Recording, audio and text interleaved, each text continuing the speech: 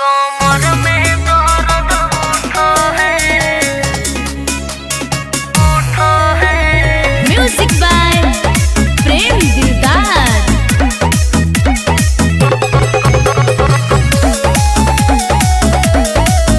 कमर में दर्द उठा है बिगलौ कैसे सुहाग वाली रतिया, कैसे तोड़ल कौपियावा नाक के नथिया। हे गे बिगलौ कैसे सुहाग वाली रतिया, कैसे तोड़ल कौपियावा नाक के नथिया। चुमा नहीं दे तो पियवा हमर रूसो है। अच्छा मनमुआ जब जब सुतो है कमर में दर्द उठा है।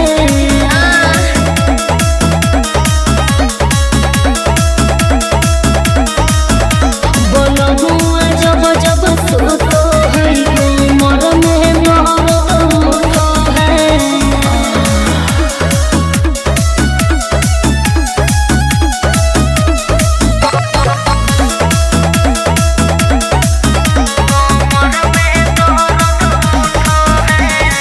हर घड़ी रहो हकई खखुआइल बतिया न हो मोर बुझो है। पी के अमटल दूधवा सैया से जिया पको है। एने सुन की रे काहे लिए भी नहीं हमर सलाह बागे, अपने पसंद से कहीं बियाह बागे। जहाँ होई खिसियाई तो खूबे कुटो है। बोलमुआ जब जब सुतो है कमर में दर्द उठो है।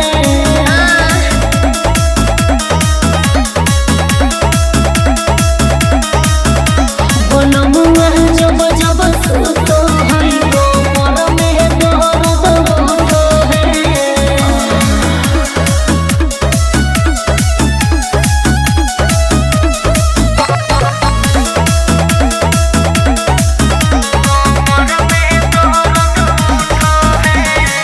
देह से चिपक के खूबे उठवा सतावो है।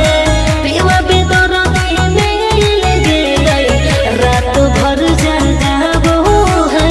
ऐसन बात हो अरे सुधांशु के भूल गेनी प्यार के, तू तो होई गेनी प्रेम दिलदार के।